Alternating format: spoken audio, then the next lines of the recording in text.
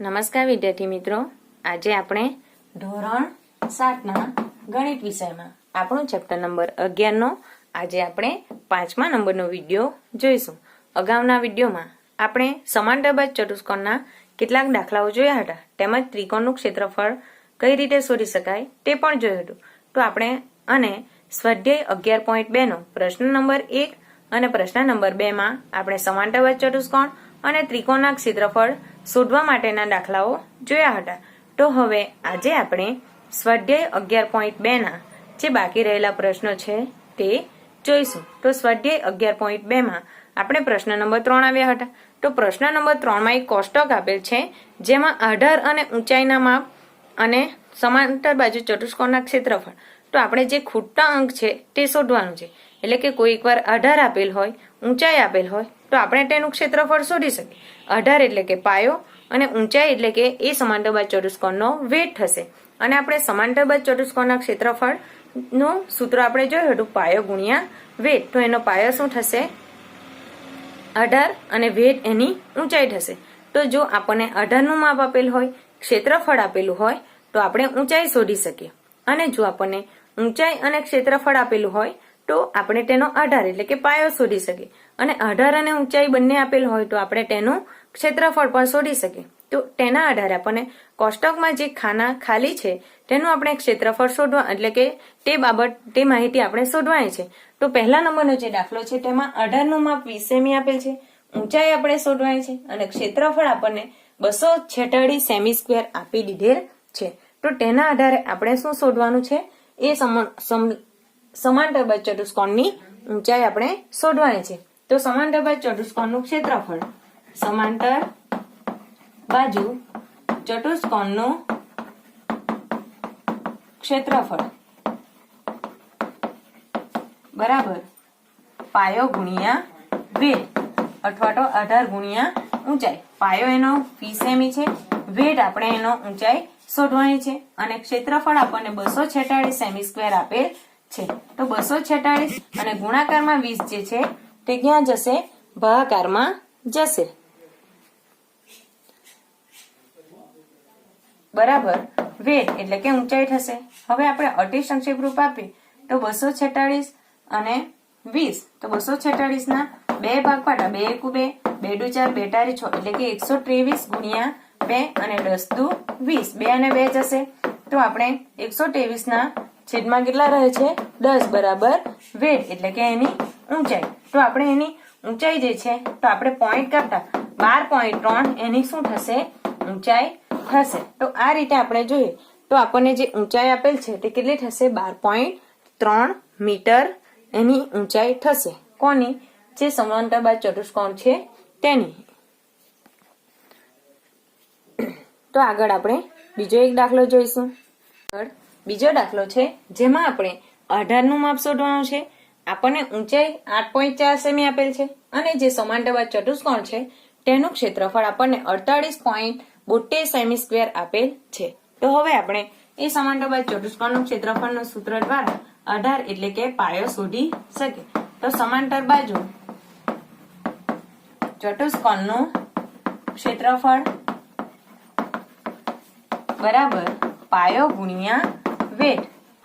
તો એનો પાયો કેટલો છે? પાયો એટલે કે આધાર, તે આપણે એનો આધાર શોધવાનો છે. અને વેધ એટલે કે એની ઊંચાઈ 8.4 સેમી આપેલ છે અને એનું ક્ષેત્રફળ આપણને 48.72 સેમી સ્ક્વેર આપેલ છે. તો હવે આપણે જે ગુણાકારની સંખ્યા છે હવે તે ક્યાં જશે? છેદમાં ભાગાકારમાં જશે. તો 48.72 અને ગુણાકારની સંખ્યા 8.4 નીચે જશે બરાબર તેનો આધાર. હવે આપણે 48.72 ભાગ્યા 8.4 કરવાના છે. તો આપણે જોઈએ તો અહીં 48.72 એટલે કે 4872 ના છેદમાં પોઈન્ટના કેટલા લખવાના છે? 100 અને 84 ના છેદમાં જે 10 છે તે છેદનો છેદ ક્યાં જશે? અંશમાં. એટલે કે 84 ના છેદમાં 10 ના જે છેદમાં 10 છે તે અંશમાં લખીશું. 1 મિનિટ જશે. ત્યારબાદ આપણે અહીં 4872 ભાગ્યા કેટલા કરીશું?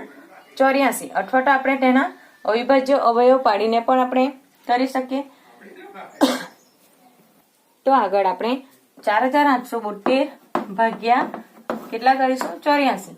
તો 84 એકુ 84 આપણને 48 ના તો 3 સંખ્યા લેતા આપણે 84 50 5 ચોક 20 8 50 40 ને 2 42 84 50 820 થાય છે.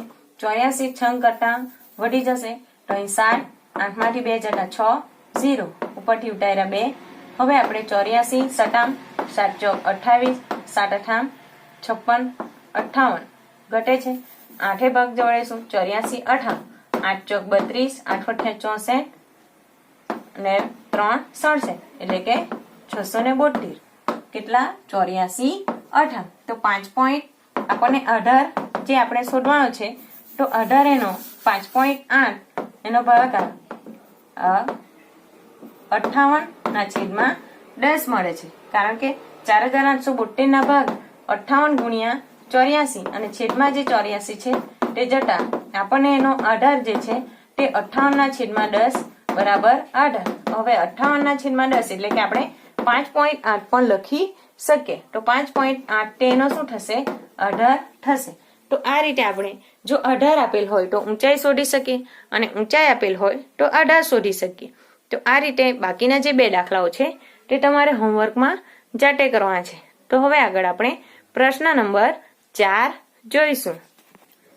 તો આગળ આપણે પ્રશ્ન નંબર 4 માં આપણને ત્રિકોણનું ક્ષેત્રફળ શોધવાનું છે. એટલે કે ત્રિકોણના જે માપ આપેલા છે તેના આધારે આપણે જે બાકી એટલે કે જે માહિતી આપણને માંગેલ છે તે આપણે શોધવાની છે. તો તેમાં પણ આપણને કોષ્ટક આપે છે. તો તેમાં આપણને 18 અને ઊંચાઈ એટલે કે પાયો અને વેધ આપેલ છે અને ત્રિકોણનું ક્ષેત્રફળ પણ આપેલ છે અને આપણે શોધવાની શું છે ઊંચાઈ. તો આપણે જે રીતે સમાંતર ચતુષ્કોણના ક્ષેત્રફળના પ્રશ્ન 3 માં જે દાખલા જોયા તે પ્રકારના દાખલાઓ છે, પરંતુ તેમાં સમાંતર ચતુષ્કોણનું ક્ષેત્રફળ આપેલ હતું અને આમાં આપણને ત્રિકોણનું ક્ષેત્રફળ આપેલ છે. તો હવે આપણે ત્રિકોણનું ક્ષેત્રફળનું સૂત્ર મૂકીને ત્રિકોણનું ક્ષેત્રફળ બરાબર 1/2 ગુણ્યા પાયો ગુણ્યા વેધ. હવે એનો 1/2 પાયો કેટલો થશે 15. 18 એનો 15 છે અને વેધ આપણે એનો વેધ એટલે કે એની ઊંચાઈ આપણે શોધવાની છે અને ક્ષેત્રફળ આપણને 87 સેમી સ્ક્વેર આપેલ છે. તો હવે આપણે જોઈએ તો 87 અને ભાગાકારની જે સંખ્યા છે તે ક્યાં જશે ગુણાકારમાં અને ગુણાકારના જે 15 છે તે ભાગાકારમાં જશે. મતલબમાં આપણે સમીકરણની રીતે આપણે તે ગણતરી કરવાની રહેશે. તો હવે આપણે 87 ગુણ્યા 2 અથવા તો આપણે 8 ને 7 15 એટલે કે એના ભાગ જશે. તો આપણે અવયવ પાડીએ તો 5 તારી 15 અને 87 ના 3 ભાગ પાડતા 3 દુ 6 2 વડે છે 3 9 27 એટલે કે 29 તારી 87 ગુણ્યા 2 3 અને 3 જાય છે. હવે 29 ગુણ્યા 2 9 દુ 18 8 વધી પડીએ 2 દુ 4 ને 5 એટલે કે 58 ના છેદમાં 5 તો એની શું થશે ઊંચાઈ થશે. અથવા તો આપણે તેને પોઈન્ટમાં લખવું હોય તો આપણે 58 ભાગ્યા કેટલા કરવું પડશે 5 કરવું એટલે કે કરવું પડશે. તો 58 ભાગ્યા 5 કરતા આપણને 5 એકુ 5 0 5 એકુ 5 3 વડે છે પોઈન્ટ 0 0 5 6 30 મળે છે એટલે કે 11 પોઈન્ટ ને 6 એની શું થશે ઊંચાઈ થશે. એટલે કે 11.6 સેમી એની એટલે કે ત્રિકોણની ઊંચાઈ એટલે કે એનો વેધ કેટલો થશે 11.6 થશે. તો હવે આગળ આપણે બીજો એક દાખલો જોઈશું. આગળ બીજા નંબરનો જે દાખલો છે તેમાં આપણને 18 આપણે શોધવાનો છે. ઊંચાઈ આપણને 31.4 મીમી આપેલ છે અને ત્રિકોણનું ક્ષેત્રફળ 1256 મીમી સ્ક્વેર આપેલ છે. તો હવે આપણે ત્રિકોણનું ક્ષેત્રફળની 18 એટલે કે એનો પાયો શોધવાનો છે. તો તેનું સૂત્ર મૂકતા ત્રિકોણનું ક્ષેત્રફળ બરાબર 1/2 ગુણ્યા પાયો ગુણ્યા વેધ. હવે 1/2 પાયો એટલે કે એનો 18 શોધવાનો છે અને વેધ એની ઊંચાઈ આપણને 31.4 આપવામાં આવેલ છે. તો હવે અને એનું ક્ષેત્રફળ 1256 આપેલ છે. હવે આપણે શોધવાનો શું છે 18 શોધવાનો છે. તો ભાગાકારમાં જે 2 છે તેને આપણે ગુણાકારમાં લખીશું અને ગુણાકારમાં 31.4 છે તે છેદમાં ભાગાકારમાં જશે. હવે આપણે જોઈએ તો 31.4 1256 ગુણ્યા 2 છે 1256 ગુણ્યા 2 અને 314 અને પોઈન્ટના જે 10 છે તે છેદમાં તે ક્યાં જશે? અંશમાં જશે. માટે તેનો આધાર જે છે 1256 ગુણ્યા 2 ગુણ્યા 10 અને આપણે ભાગ કેટલા કરવાના છે? 314 ના ભાગ પાડવાના છે. તો આપણે તેના અવિભાજ્ય અવયવ પાડતા એટલે કે આપણે સૌપ્રથમ 314 ના અવયવ પાડીશું. તો 314 ના આપણે અવિભાજ્ય અવયવ પાડતા 2 એકુ 2 1 વડે છે, 2 પચામ 10 1 વડે છે, 2 સટામ 14. હવે આગળ આપણે જોઈએ તો ફરીથી 2 ભાગ જતા નથી. તો 7 ને 5 12, 12 ને 1 13. તો આપણે જોઈએ તો એના આગળ 2 ભાગ કે 3 ભાગ જતા નથી અને એકમ નંગ 60 હોવાથી તેના આ ભાગ 5 પણ નહીં જશે. તો 157 ભાગ્યા આપણે 60 કરી જોઈએ. 7 દુ 14 1 વડે છે, 60 પણ ભાગ જતા નથી. માટે 157 ગુણ્યા 2 એ કોના ભાગ થશે? 314 ના એના ભાગ થશે. તો આપણે અવયવ લખતા આપણે જોઈએ તો 314 ના અવયવ આપણે પાડ્યા છે 157 ગુણ્યા 2. હવે 1256 ના જે છે તેના આપણે અવયવ પાડે તો 157 અઠામ, કારણ કે એકમ નો 6 છે. 7 અઠામ 56, 8 પચામ 40 ને 5 45, 5 વડી પડી 2, 8 એકુ 8 ને 7 અઠામ 56, 6 વડી 5, 8 પચામ 40 ને 5 45 વડી 4, 8 એકુ 8 ને 2 12, 4 12 એટલે કે 1256 ના ભાગ 157 અઠામ થશે. ત્યારબાદ આપણે ગુણ્યા 2 ગુણ્યા 10. તો 2 અને 2 જશે 157 જશે. તો આપણે 80 મીમી એ એની શું થશે? એનો આધાર થશે. માટે એનો આન્સર જે છે 80 મીમી તે ત્રિકોણની જે ઊંચાઈ એનો આધાર એટલે કે એના પાયાનું માપ કેટલું થશે? 80 મીમી થશે. તો આ રીતે આપણે આધાર આપેલ હોય તો તેના આધારે ઊંચાઈ અને ઊંચાઈના આધારે આપણે તેનો આધાર જે માંગેલ હોય તે આપણે શોધી શકીએ. પરંતુ ક્યારે? જો એના ક્ષેત્રફળ આપી દીધેલા હોય ત્યારે. તો હવે આગળ આપણે પ્રશ્ન નંબર 5 જોઈશું. તો આગળ પ્રશ્ન નંબર જે 5 છે તેમાં PQRS સમાંતર બાજુ ચતુષ્કોણ છે. Q માંથી SR પરની ઊંચાઈ એટલે કે Q માંથી SR પરની જે ઊંચાઈ એટલે કે એનો જે વેગ છે તે QM છે અને Q માંથી જે PS પરની જે ઊંચાઈ એટલે કે તેનો જે વેગ છે તે QN છે. જો SR બરાબર 12 સેમી, SR નું માપ કેટલું આપેલ છે? 12 સેમી અને QM નું માપ 7.6 સેમી હોય તો આપણે સમાંતર બાજુ ચતુષ્કોણ PQRS નું ક્ષેત્રફળ શોધવાનું છે. તેમજ બીજો દાખલો છે જો PS બરાબર 8 એટલે કે આ PS નું માપ 8 સેમી આપેલ હોય તો તેની ઊંચાઈ QN આપણે શું કરવાની છે? શોધવાની છે. તો હવે આપણે જોઈએ તો આપણે શોધવાનું છે QN નું માપ અને QN એ એનો વેટ છે અને વેટ ક્યારે શોધી શકે? જો તેનો પાયો અને ક્ષેત્રફળ આપેલ હોય ત્યારે. તો આપણને ક્ષેત્રફળ પણ આપેલ નથી અને પાયાનું માપ 8 સેમી આપેલ છે તો આપણે QN નો વેટ શોધી શકીએ. પરંતુ અહીં આપણને એટલે કે આપણે QN શોધવા માટે સૌપ્રથમ આપણને સમાંતર બાજુ ચતુષ્કોણનું ક્ષેત્રફળ ખબર હોવી જોઈએ. તો આપણે સમાંતર બાજુ ચતુષ્કોણનું ક્ષેત્રફળ પાયો અને વેટ આપેલ છે તેના આધારે સૌપ્રથમ એનું ક્ષેત્રફળ શોધી શકીએ. ત્યારબાદ ક્ષેત્રફળ અને PS પાયો આપેલ છે તો આપણે QN નું માપ પણ શોધી શકીએ. મતલબમાં જો આ રીતે આપણને પહેલો પ્રશ્ન કહ્યું છે કે સમાંતર બાજુ ચતુષ્કોણ PQRS નું ક્ષેત્રફળ શોધો અને ત્યારબાદ QN નું માપ શોધો. જો એ રીતે આપણને ન આપેલ હોય અને માત્ર આપણને દાખલામાં QN નું માપ શોધો એમ આપેલ હોય તો પણ આપણે ફરજિયાત સમાંતર બાજુ ચતુષ્કોણનું ક્ષેત્રફળ શોધવું પડશે. તો આપણે પહેલા નંબરનો જે દાખલો છે સમાંતર બાજુ ચતુષ્કોણનું ક્ષેત્રફળ. સમાંતર બાજુ ચતુષ્કોણનું ક્ષેત્રફળ અને આપણે તેનું સૂત્ર જોયું હતું પાયો ગુણ્યા વેગ. તો એનો પાયો જે છે તે કયો છે? SR અને એનો જે વેગ છે તે આપણને QM આપેલ છે. તો SR એટલે કે એનો પાયો જે છે 12 સેમી અને QM એટલે કે એનો વેગ છે 7.6 સેમી. એટલે કે આપણે છોતેરના છેદમાં 10 પણ લખી શકીએ. હવે આપણે 76 ગુણ્યા 12 કરતા એકમનો 0, 6 એકુ 6, 7 એકુ 7, 6 દુ 12 2 વડી 1 7 દુ 14 ને 1 15 6 5 11 1 વડી પડી 1 7 ને 1 8 ને 1 9 એટલે કે 912 ના છેદમાં 10. હવે આપણે જોઈએ તો પોઈન્ટ કાપતા 91.2 સેમી સ્ક્વેર એનું શું થશે ક્ષેત્રફળ થશે. હવે આપણને તેનું ક્ષેત્રફળ પણ મળી ગયું છે. ત્યારબાદ અને PS પાયો આપેલ છે તો આપણે QN વેટ પણ શોધી શકીએ.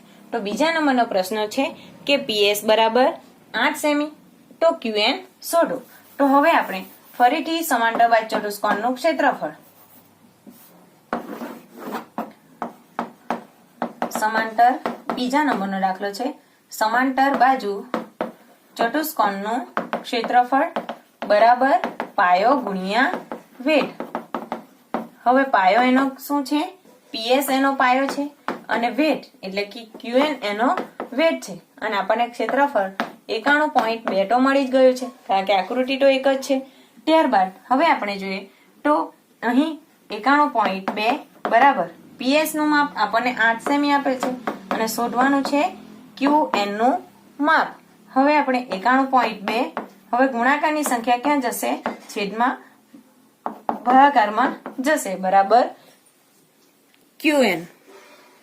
તો હવે આપણે 91.2 એટલે કે 912 ના છેદમાં 0.10 ગુણ્યા 8 બરાબર QN લખીશું. હવે આપણે અવયવ પાડીશું કોના 912 ના. તો 912 ના આપણે 2 ભાગ પાડતા એકમનો અંક 2 હોવાથી 2 ભાગ જશે તો 2 ચોક 8 1 વડે છે 11 2 પચામ 10 2 6 12.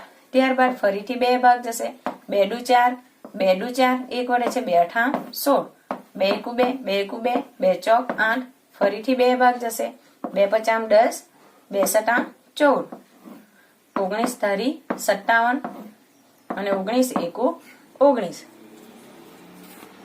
તો આપણે જે 912 છે તેના અવયવ આપણે પાડતા 2 ગુણ્યા 2 4 વખત 3 અને 19 એના જે અવયવ છે તે 2 ગુણ્યા 2 ગુણ્યા 2 ગુણ્યા 2 3 ગુણ્યા 19. તો હવે આપણે અને છેદમાં 10 ના અવયવ આપણે પાડતા નથી આપણે પોઈન્ટ કાપી લઈશું 2 દુ 4 દુ 8 3 2 જાય છે 3 દુ 6